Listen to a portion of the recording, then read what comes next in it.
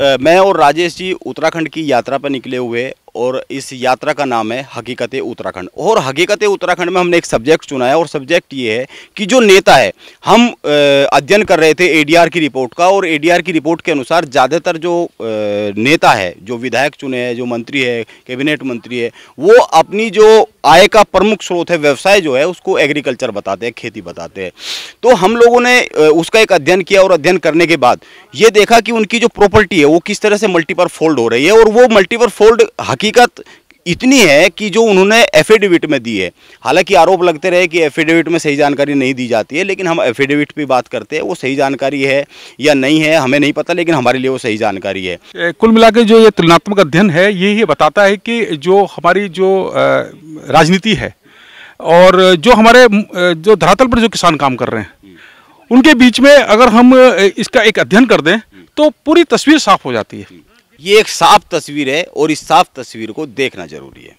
हम यहाँ क्यों खड़े हैं, सबसे पहले ये जानिए। हम यहाँ इसलिए खड़े हुए हैं कि यहाँ से 1 किलोमीटर की दूरी पर ही जो प्रदेश के कैबिनेट मंत्री है गणेश जोशी, उनका फार्म हाउस है। वो भी उन्होंने जो एफिडेविट दिया है, एडीआर की जो रिपोर्ट है, उसमें उन्होंने खुद को एक किसान बताया हुआ है। और इसके साथ साथ हमने ये देखा है कि किसान के साथ साथ हम एक ये तुलनात्मक अध्ययन भी कर रहे हैं। ये जानने की बहुत ज़रूरत है, और जानने की ज़रूरत इसलिए आपको ये पूरा देखने की ज़रूरत है, इसलिए ज़रूरत है कि एक तुलनात्मक अध्ययन, अगर हम जिन साई जी के साथ खड़े हुए हैं, आप ये समझिए प्रगतिशील किसान है, ये जिला लेवल पर सम्मानित है। जी, आपको जिला लेवल पर सम्मान मिला है? जिला लेवल से सम्मान पिछले आज से जो है पिछले 7 साल पहले जब बीजेपी का कार्यकाल था, उस वक्त त्रिवेंद्र सिंह रावत जी कृषि मंत्री थे इस प्रदेश के, तो उनके द्वारा जो है हमें ये किसान भूषण के प्रशस्ति पत्र से जो है जिले का प्रथम पुरस्कार से जो है सम्मानित किया गया था। जिले के प्रथम पुरस्कार से सम्मानित है किसान भूषण से। तो ये मान के चलते हैं, हम मान के नहीं चलते, ये प्रमाणित है कि ये इस जिले में सबसे अच्छे तरीके से, वैज्ञानिक तरीके से, और एक जिस तरह से कह सकते खेती कर रहे हैं, आम किसान जो है उससे बेहतर तरीके से खेती कर रहे हैं, और बेहतर तरीके से खेती कर रहे हैं तो बेहतर तरीके से, उनसे बेहतर तरीके से जीवन जी रहे। तो आप ये बताइए, जो एडीआर की रिपोर्ट है उसके हिसाब से जो हम गणेश जोशी की बात करें तो 2007 में उन्होंने जो अपनी टोटल जो संपत्ति बताई है, पूरा असेसमेंट किया है, वो 49 लाख है। और 2012 का जो इलेक्शन हुआ उसमें उनकी जो टोटल है वो तकरीबन 1 करोड़ है, और जो 2017 का है वो 3.5 करोड़ के आसपास उन्होंने बताया। यानी कि 10 साल में उनकी जो प्रॉपर्टी है वो तकरीबन 7 गुना बढ़ गई है। आपकी पिछले 10 साल में कितनी गुना बढ़ गई? सर ऐसा है, ये जो मंत्री वगैरह हैं या नेता लोग जो हैं, इनकी संपत्ति कहाँ से बढ़ी इसका तो हमें कोई प्रमाण हमारे पास में नहीं है, लेकिन इतना ज़रूर है कि इनको ये फील्ड में कभी आए हों या कभी इन्होंने देखा हो कि धान की क्यारी कैसे लगती है, धान का पौधा कैसा होता है, धान का पेड़ कैसा होता है, इनको इस चीज़ की जो है पता भी नहीं है। मेरा एक साधारण सा सवाल ये है कि पिछले 10 साल में वो उनकी जो प्रॉपर्टी है 7 गुना बढ़ गए, टोटल असेसमेंट जो है उनका 7 गुना बढ़ गए। आपका 10 साल में कितना गुना बढ़ गया? हमारा जी 10 साल में हमारा बढ़ने का तो कोई, हम तो सिर्फ घर में जो है खाली अपने परिवार के लिए जो है राशन ही जुड़ा पाते हैं, और बढ़ने की तो यहाँ तक कोई बात है नहीं कि हमारा कैसे बढ़ा। हमने तो मकान भी बनाया, बच्चों की शादियाँ करी, ज़मीन बेच करके बनी। मेरी 14 बीघे ज़मीन बिकी है, जब जा करके मैंने जो है अपने बच्चों का जो है मतलब ब्याह शादी इधर उधर जो भी काम करना होगा वो मैंने उनकी शिक्षा दीक्षा वो जमीन बेच करके मैंने किया। आपको 65 साल हो गए हैं खेती करते हुए। 65 साल में आपका सबसे बड़ा अचीवमेंट क्या है खेती को लेकर? अगर के देखिए, सबसे बड़ा अचीवमेंट तो मेरा जो है ऐसा कोई खास नहीं है, क्योंकि हमारे तो ज़मीन बिकी। सबसे बड़ा अचीवमेंट तो ये है कि हमें ज़मीन बेचनी पड़ी, तब जाकर के हम जो है अपने को जो है मतलब थोड़ा सा उबार पाए हैं। नहीं तो इससे अलावा और मतलब इस खेती से हमें जो है कोई भी मतलब ये नहीं है कि हम खेती से हम कोई चीज़ जोड़ें या कोई चीज़ मतलब खेती से हम मकान बनाएं या ज़मीन खरीदें, ये असंभव है। अच्छा, एक चीज़ बताइए, ये रिपोर्ट की अगर बात करें हम, क्योंकि इसलिए ज़रूरी है, ये आपके पड़ोसी किसान है, वो भी खेती करते हैं दस्तावेज के हिसाब से, और आप भी खेती करते हैं, जो कि हम देख भी रहे हैं। अगर हम बात करें उनके पहले चुनाव जीतने के बाद उन्होंने 8 एग्रीकल्चर लैंड परचेज की है, वो खरीदे हैं, वो कुछ उनके नाम पे है, कुछ उनकी पत्नी के नाम पे है। तो आपने कितना जमीन खरीद ली? हमने कहाँ जमीन खरीदी, हमें तो जमीन बिक गई, खरीदने की तो बात रही बहुत दूर, खरीदने का तो कोई प्रश्न ही नहीं हुआ था। क्योंकि जो आज गणेश जोशी जी ने जो ज़मीन खरीदे है वो किसी समय पे मेरी ज़मीन थी। आज जो गणेश जोशी वो ज़मीन आपकी थी जो खरीदी? ज़मीन मेरी थी। वहाँ पर मेरी 11 बीघे का एक लैंड था, वो बिकी। 2 बीघे ज़मीन इधर बिकी, 13 बीघे ज़मीन मेरी जो है बिकी है। जो आज गणेश जोशी जी जिसमें उनका बगीचा लगा हुआ है, उसमें एग्रीकल्चर लैंड में जो है उद्यान उसमें है, लेकिन मतलब खेती बाड़ी एग्रीकल्चर उसमें जो है नहीं है, उद्यान है उसमें। उद्यान है, यानी कि वो बगीचा लगा हुआ है। अच्छा, एक चीज़ बताइए, आप लंबे समय से जुड़े हुए हैं, आपको पॉलिटिकल अनुभव है अपने, तो वो एग्रीकल्चर जो नेता है, हम किसी पर्टिकुलर एक की बात नहीं करते, ज़्यादातर जो है वो अपना जो मूल व्यवसाय है वो एग्रीकल्चर दिखाते हैं, खेती दिखाते हैं। तो खेती क्यों दिखाते हैं?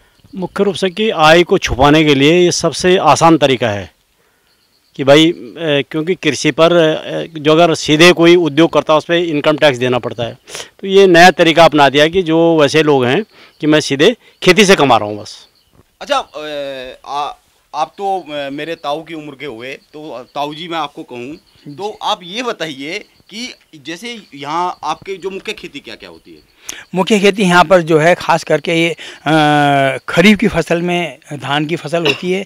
इस वक्त हम खरीफ की फसल के लिए हम अपने फील्ड के बीच में यहाँ पर खड़े हैं, जो सामने जो दिख रहा है, और उसके पश्चात रबी में जो है गेहूं की फसल होती है, और इसमें जो है मार्च के महीने में शुगर की खेती भी होती है, जो मार्च में लगाया जाता है। गन्ने की जो खेती होती है? गन्ने की खेती। तो ये 3 मुख्य फसलें हैं यहाँ पर खास करके, और बागवानी है थोड़ा बहुत, जिसके पास भूमि अगर है तो बागवानी भी करता है। अच्छा, खेती का जो पूरा का पूरा करने का अभी जो आप कर रहे हैं, उसमें सबसे बड़ी अड़चन क्या है, मतलब सबसे बड़ी प्रॉब्लम ये है जी, यहाँ पर जो है सबसे बड़ी जो है लेबर की बड़ी समस्या है। लेबर बहुत कॉस्टली मिलते हैं। पहली बात तो लेबर मिलते नहीं, उनको पहले एडवांस देना पड़ता है, 10-20 हज़ार रुपये एडवांस दे करके उन्हें जो है रोकना पड़ता है, तब जा करके लेबर की सबसे बड़ी समस्या लेबर की है। अच्छा, जैसे एक इंटरनेट पर बहुत वीडियो वायरल हो रहे हैं, बात आ रही है कि डीजल इतने 100 के आसपास पहुँच गया, और बहुत इस तरह की कैंपेन चल रही है, बोले डीजल चाहे 1000 पहुँच जाए, हम पे कोई फ़र्क नहीं पड़ता है, हम तो नरेंद्र मोदी को चुनेंगे, बीजेपी को चुनेंगे, भले कितना भी पहुंच जाए। आपको क्या लग रहा है अगर 1000 पहुंच गया तो? देखिए, ऐसा है, ये लोगों की सोच जो बहुत गलत सोच है। ऐसा नहीं होना चाहिए, क्योंकि डीजल और पेट्रोल, डीजल एक ऐसी चीज़ है कि हम एक सुई से लेकर के, हम चप्पल से लेकर के, कपड़े से लेकर के, बड़े से बड़े चीज़ तक जो है सब डीजल के ऊपर ही निर्भर करता है, क्योंकि मतलब ट्रांसपोर्ट जो है वो डीजल के द्वारा ही होता है। इसलिए और खेती में भी डीजल का सबसे बड़ा अहम रोल है, क्योंकि जब हम अगर कहीं ट्यूबवेल लगाते हैं तो जनरेटर चलाना पड़ता है या पंपिंग सेट चलाना पड़ता है, वो डीजल से चलता है। खेत में ट्रैक्टर से, जो आजकल मशीनरी का युग है, मशीनरी में जो है डीजल ही जो है काम करता है। अब डीजल एक रोड पे चलने में और एक खेत में काम करने में डीजल का जो है डबल खपत जो है डीजल की जो है खेत में काम करने में होता है। इसलिए जो है ये धारणा जो है बहुत गलत है लोगों का कि 1000 रुपये भी डीजल अगर मान लीजिए लीटर अगर हो जाए तो हमें कुछ नहीं फर्क पड़ता। ये गलत बात है, मैं इससे जो है एग्री नहीं। अच्छा, आपके पास अभी कितनी जमीन है? मेरे पास अभी 2 एकड़ के लगभग है। पहले कितनी थी? पहले मेरे पास 4.5 एकड़ जमीन थी। 4.5, यानी कि आपकी आधी जमीन बिक गई। आधी जमीन है मेरे पास। आधी जमीन इसलिए बिक गई क्योंकि बच्चों की शादी करनी थी। जी, बच्चों की शादी करनी पड़ी, मकान बनाया, तो इसमें जो है तमाम खर्चे लगे, और उस वक्त ज़मीन का जो कॉस्ट था वो भी बहुत कम था, 25,000 रुपये बीघा ज़मीन थी। उस हिसाब से हमें जो है रुपया भी बहुत कम मिला, उस हिसाब से हमने उसी पैसे जो है अपना। अच्छा, जैसे हम पहले बात कर रहे थे, जब हमने ये वीडियो बनाना शुरू नहीं किया था, हमने कैमरा ऑन नहीं किया था, उस समय हम बात कर रहे थे, तो बात करने में ये हुआ कि कुछ ज़मीन को बटाई पर भी आप लोग बोते हैं। जी जी। तो टोटल जो ज़मीन है वो 50-55 बीघे के आसपास बोते हैं। अगर 50-55 बीघे की काश्तकार, खेती करने वाला और उपज उपजाने वाले किसान इस स्थिति में है कि 10 साल में आप उनकी ज़मीन का मल्टीपल फोल्ड आएगा, टोटल आएगा। ज़मीन तो आप छोड़ दीजिए, आपने कोई ज़मीन खरीदी? नहीं बेची है ज़मीन, कहाँ नहीं खरीदी है। तो ज़मीन को मल्टीफोल्ड तो छोड़ दीजिए, एक बार भी फोल्ड नहीं होती है। तो जो छोटा किसान है, जिसकी बात करते भी है, देश की सरकार भी करती है कि छोटे किसानों को बहुत फ़ायदा होगा, और सबसे बड़ी बात यह कि आय को 2 गुना करने की बात, तो आय नहीं सर, ऐसा है कि आय 2 गुना कहाँ से हो जाएगी। गवर्नमेंट ने क्या ऐसी स्कीम लाई है कि जो आय 2 गुना हो जाए। डीजल इतना महंगा हो रहा है, लेबर इतनी महंगी है और खेती में जो है इतनी लागत लग रही है, तो आय 2 गुना कहाँ से हो जाएगी। और खेती जो पैदावार जो किसान करता है उसके भी मार्केट रेट नहीं है। लोग जो है MSP जो कानून अभी बनाया नहीं है, लेकिन जो MSP गवर्नमेंट की चल रही है उससे भी कम कीमत पर जो है खरीदते हैं। किसान को बेचना मजबूर हो जाता है, इसलिए कि किसान जो है कहीं से जो है किसी साहूकार से पैसे ले करके या किसी बैंक से पैसा लेकर के अपना खेती में जो है लगाता है, वो खेती का काम करवाता है। उसके बाद में जैसे ही फसल बिकती है उसको औने पौने दाम में बेच करके जो है उसको देना पड़ता है, चाहे वो साहूकार का हो चाहे वो बैंक का लोन हो। नहीं, लेकिन MSP तो खत्म नहीं कर रहे ना, ये तो सरकार MSP खत्म नहीं करे, लेकिन MSP में ले कौन रहा है। MSP में कोई भी नहीं ले रहा है। MSP में तो ले ही नहीं रहा है। MSP में तो सरकारी जो खरीद केंद्र है उसमें ले रहे हैं। उसमें भी कहीं फार्म भरो जी, उसका कितना आपके पास ज़मीन है, कितना आपके पास उत्पादन है, वो सारी रिकॉर्ड दे करके तब जा करके वो MSP में खरीदते हैं। MSP में खरीदने के लिए जो है वो भी जो है हमारे लिए तो वो भी सुविधा उपलब्ध नहीं है। अच्छा, आप एक चीज़ बताइए सर कि इसका हल क्या है। नेताओं की जो प्रॉपर्टी है, नेताओं के एसेट्स जो है वो मल्टीपल फोल्ड हो रहे हैं, 5 साल में 10 साल में 7-7 गुना बढ़ जाते हैं, और जो आम आदमी है, किसान है, वो ज़मीन पे नीचे जाते जा रहे हैं। क्या किया जाए? ऐसा कि इसमें जब तक पारदर्शिता नहीं होगी और जो उचित आय के उचित साधन न बताए, उसको गुणा भाग जैसे आपने कर रखा है वैसे बताना चाहिए कि मेरी इतने आय के, उसके बाद पकड़ा जाना चाहिए ऐसे लोगों को। बस जो अवैध संपत्ति को खेती में बता देगा और किसान पिट रहा है। किसान जैसे आप MSP अभी आप बात कर रहे थे कि उसमें भी ये है कि मिनिमम सपोर्ट प्राइस ये क्या कर रहे हैं, जैसे हम गन्ना लगाते हैं 2 साल पहले का उन्होंने 3 साल पहले का रेट है, उसमें 1 साल हम गन्ना लगाते हैं, 1 साल बेचते हैं, तीसरे साल पेमेंट होता है गन्ने में, तीसरे साल में हमें उसकी कीमत मिल पाती है। तो और जो रेट होता है वो तब तक 4 साल पहले का होता हो, तो इससे तक किसान पनप ही नहीं पाएगा जब तक। अब आज से 2 साल पहले डीजल क्या रेट था, आज क्या रेट है। आज से पहले खाद और जो मतलब खाद बीज और जो पेस्टिसाइड जितने में जो कीटनाशक हैं उनकी कीमत लगातार बढ़ी है। तो आपने देखा, ये हकीकत है उत्तराखंड में उत्तराखंड के माननीयों की। ये केवल एक माननीय की, एक मंत्री की पड़ताल है। इस तरह हम एक एक करके जितने भी उत्तराखंड के बड़े मंत्री है, बड़े विधायक है, बड़े चेहरे हैं, राजनीति के बड़े चेहरे, हर एक की पड़ताल करेंगे। जैसा कि सर हमने अभी देखा है कि हम बात कर रहे हैं गणेश जोशी जी की, जो मसूरी क्षेत्र से 2 बार के विधायक हैं और 1 बार आप राजपुर से। हम ADR की रिपोर्ट पर बात करते हैं और ADR की रिपोर्ट आधारित है आपके हल्फनामे पर जो आपने नामांकन के समय दाखिल की थी। तो उस रिपोर्ट का अगर हम अध्ययन करते हैं तो 2007 के आंकड़े पर हम देखते हैं तो आपका जो टोटल एसेट है, जो टोटल संपत्ति आप बता रहे हैं, चाहे वो उसमें एग्रीकल्चर लैंड है, उसमें नॉन एग्रीकल्चर लैंड है, रेजिडेंशियल्स है, यही है, और आपके बैंक में कितना पैसा है, आपके पास चल संपत्ति कितनी है, ये सब चीज़ों का पूरा जो एसेट, ये पूरा एसेट है। तो इसमें ये बता रहा है कि ये 49,65,500 रुपये आपकी संपत्ति बता रहा है 2007 के हल्फनामे के अनुसार। बिल्कुल ठीक सर। उसके बाद हम बात करते हैं 2012 के हल्फनामे पर। इसमें जो आपकी संपत्ति बता रहे हैं 1,47,01,413 रुपये, यानी 3 गुना बढ़ गई, 3 गुना बढ़ गई, करीब लगभग 3 गुना आपकी संपत्ति बढ़ गई है। ठीक है। और आपका जो आपने व्यवसाय दिखाया है उसमें आपने दिखाया है अपना व्यवसाय जो मैं देख पा रहा हूँ एग्रीकल्चर बिजनेस। ठीक। अब हमने तीसरी बात हम कर रहे हैं 2017 के हल्फनामे की। उसमें जो आपकी जो आय संपत्ति दिखाया है, आय नहीं, आपकी जो टोटल संपत्ति, चल संपत्ति, हाँ, जो संपत्ति दिखा रहे हैं वो 3,27,53,164 रुपये, यानी कि आपकी संपत्ति में जो इजाफा हुआ है वो हमारे हिसाब से 7 गुने के आसपास, 7 गुना का आसपास हुआ है 2007 से लेकर 2017 तक। यानी कि 10 साल में आपकी संपत्ति में जो इजाफा हुआ है वो 7 गुना हुआ है। अब हमने जो पड़ताल की है, हमने उन्हीं क्षेत्रों में पड़ताल की है जहां आपकी एग्रीकल्चर लैंड है, क्योंकि भौगोलिक परिस्थिति के हिसाब से आय और व्यय लागत वो बदलती रहती है। तो हम उन्हीं क्षेत्र में गए, हमने कोशिश की है कि उन्हीं क्षेत्र में जाए जहां आपकी एग्रीकल्चर लैंड है। हमने उन किसानों से बात की जो समानांतर खेती करते हैं, जो आपके समान ही खेती करने की बात कर रहे हैं, उसी भौगोलिक परिस्थिति में खेती कर रहे हैं जहां आपकी एग्रीकल्चर लैंड है। जो हालात हैं वो हालात हम आपको हमने आपके साथ डिस्कस किए हैं, हमने उन किसानों से भी आपका को रूबरू कराया है। तो सर यही है इसमें सबसे बड़ी बात यह है कि इनमें जो किसान है, एक वो किसान वो है जिनकी जमीन खुद इन्होंने खरीदी है वो प्रगतिशील किसान है और उनको खुद बेचनी पड़ रही है। हकीकत ये है कि घर बनाने के लिए, बेटी की शादी करने के लिए या फिर दूसरी ज़रूरत के लिए जो जीवन में आ जाती है, उसके लिए किसान को ज़मीन बेच। और दूसरा, इस पूरी यात्रा में एक और बहुत महत्वपूर्ण फैक्ट निकल के आया है। ये हमने बहुत सारे किसानों से बात की है, कुछ से कैमरे के सामने की है, कुछ कैमरे के सामने आने के लिए तैयार नहीं हुए। उनका कहना था कि इतनी दुर्दशा है, क्या बताएं आप लोगों को। उसमें एक सबसे महत्वपूर्ण बात, आय किसानों की बिल्कुल नहीं बढ़ी है।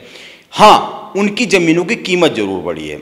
और बहुत कमाल की बात यह है कि वो जो उनकी ज़मीनों की कीमत है वो भी उनके लिए खतरनाक साबित हो गई है, क्योंकि नई पीढ़ी जो है वो उसको बेच रही है और उनको एक सब्ज बाग दिख रहा है। वो 1 बीघा 2 बीघा बेचते हैं, गाड़ी ले आते हैं, 1 बीघा 2 बीघा बेचते हैं, घर बना लेते हैं, 1-2 बीघा बेचते हैं, वो अपने घर का कोई दूसरा काम कर लेते हैं। हमने किसानों से यह भी कहा कि आप लोग शायद मेहनत नहीं कर रहे हैं, क्योंकि आपकी संपत्ति में इजाफा नहीं हो रहा है। आपने जमीन बेची है, आपने जमीन नहीं खरीदी है इन 10 साल में, क्योंकि विधायक जी की जमीन तो हम बढ़ते हुए देख रहे हैं। नहीं, उनमें एक चीज और भी है सर, उन्होंने आकलन करके भी हमें बताया, अपनी 10 बीघा खेती का आकलन करके बताया कि 10 बीघा खेती में मैं धान की फसल उगा रहा हूं। उन्होंने पूरा गणित बताया।